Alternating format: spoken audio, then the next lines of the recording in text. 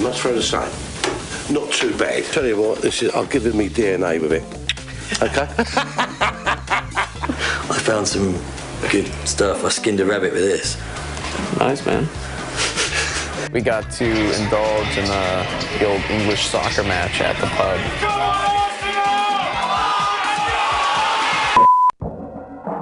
I'm Drake McElroy, professional motorcycle dude, Red Bull X Fighters judge, and all-around curious guy. With the Red Bull X Fighters World Tour, I get to go, you guessed it, all around the world. Would you pass up an opportunity to see the world on somebody else's dime?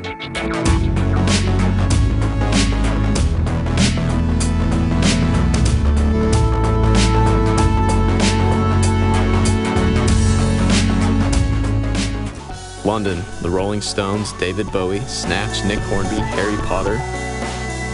This stunning beauty is my wife Hillary, and she joined me on this trip. We met up with my buddy Ed Lay and his chum Adam Gendel, who both do a little bit of work for the X Fighters. Gendel, this is Hillary. Yeah, Gendel, how are you? With these two as our guides, I quickly surmised it was clearly going to be a good day. Trendy East London meets Bangladesh. I'm 35 and I'm pretty much an antique there who's really uncool. We're about to go into Curryland.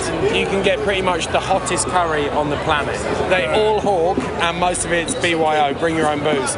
So you can almost find the guy who wants you bad enough, get him to go and buy your booze from the off license and then go and eat. Genius. Very cheap, very tasty. Brick Lane was historically an immigrant neighborhood, but it's now the heart of the Bangladeshi community in London. It's colorful, it's kind of sketchy, there's tons of energy on the street.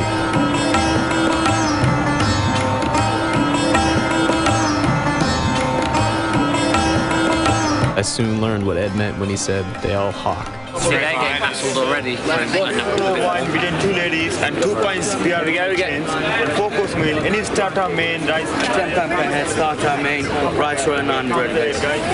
Okay. Good deal, boss. And you got a nice Keep talking. Round on the house. I'm kind of hungry. Have a look. Your face reminds me of food. It's one of the world's best Spiazzi. Is it? Yeah, it says on the side. See, I've been in. Do you know what? I know there's another really good one. There's a really good one down there on the right as well. The Rima. 2 pints each. Hold on. 2 bottles of wine for the ladies and £10 a head, all we can eat. £10 a head, and that's 3 courses. 4 courses. I've been there before. It's good. Should we come and have a look? Basically, Rima is like a slightly off Brick Lane. It's slightly back. It's 1 street off. The curry was fantastic. It was extremely hot, and we all feasted like kings. We've been drinking since 11 o'clock. I don't even know what time it is. But the whole point of a curry is just the foundation to put more beer on top of it. Like, we've drunk heaps of beer because that was hot, and now you can drink more beer. I'm learning more stuff every day. Come on. That's more sweet, beer. man. More beer. See you tomorrow. I heard about Docklands, a small ride spot within the boundaries of the city. Since I hadn't been on a bike for days, I went for a visit. Morning, Dave. Dave the Knight had met up with us at the track. He had actually just won the British Enduro Championships, so I was psyched to ride with the dude. Yeah, dude. What are we doing? I'm not gonna lie and say that I wasn't running on autopilot for most, if not all of the morning. And there's probably no one more amazing at off-road than that dude, so it's gonna be a sweet day. Trails were littered with endurocross-styled obstacles. I rode by some of the obstacles at first and thought, really? You're just gonna ride over that? But after a minute, I got the hang of it.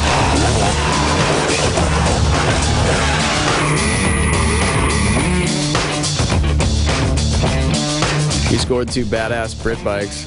Nider got a Bonneville. I jumped on the Triton. Hope we don't break a leg trying to saddle. Riding a cafe racer and looking rad?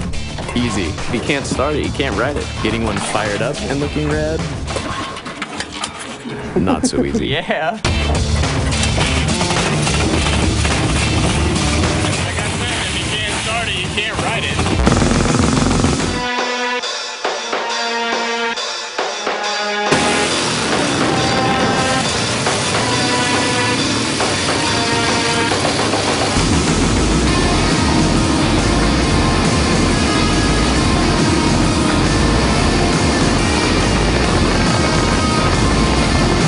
What do you do when you have a ruling classic British bike and you're riding around in London? You go to the Ace Cafe, duh.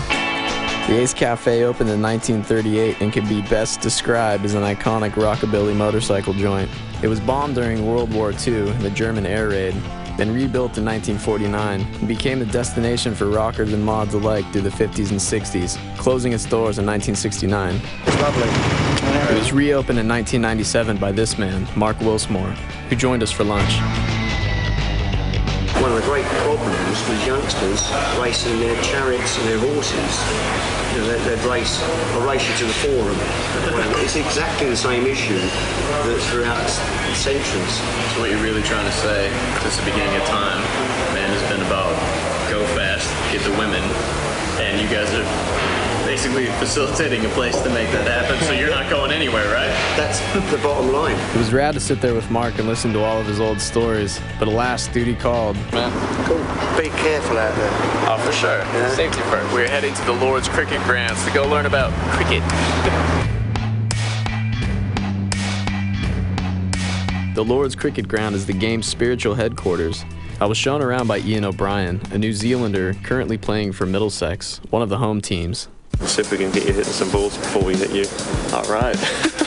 He's only short, so don't get the big stuff. Call me out. What got you into cricket? It wasn't even an issue. I just stuck at it longer than the next guy. And instead of going to get a proper job, they kept doing it. And Nice.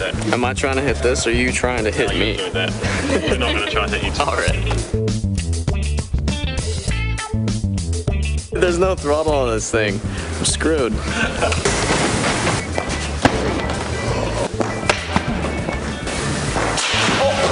I think he's struggling quite badly.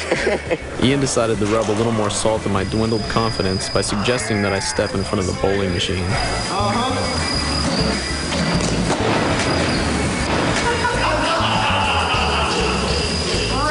Not my cup of tea. Give everyone a right good chuckle for their Monday afternoon. And yeah, let's move on. We're heading into St. John right now. We're gonna do some nose to tail dining, which I'm sure I'm gonna eat some heinous like tongue or snout or heart or something. Let's go put a band-aid on our cricket experience with some beer and meat. I see in bold print here we have nose to tail. I mean, that's serving all parts of the animals and some intricate dishes, maybe. Cooking steak every day and eating steak every day. It does get a little dull. Yeah. We've got the blood cake, which is one of my favourites. Is we brine and then gently poach a whole pig's head, and we actually make our own blood pudding. I think this place is going to be pretty sweet. He got the ox's tongue and its head to tail. The stinking bishop could be his colon. I don't know. I'm sure there's some nutritional value in there somewhere. Blood cake and fried egg was a recommendation from the chef, and that's a whole pig's head cooked. Hillary was being a little critical of my entree selection. It's pretty awful. I'm eating over here. It's kind of rank. Because it doesn't smell very good and it tastes like it does it's not yummy. I know you don't like it. Yummy. Everybody's so different yet really the same. It's amazing. One of those meals that goes straight to your face. It was a good place, man. I dug the building inside and the layout. I didn't really order the right thing. It's not for me, but it's good all in all. I'm gonna hop back on the Triton and navigate it through the dark back to the hotel. Get on with my night.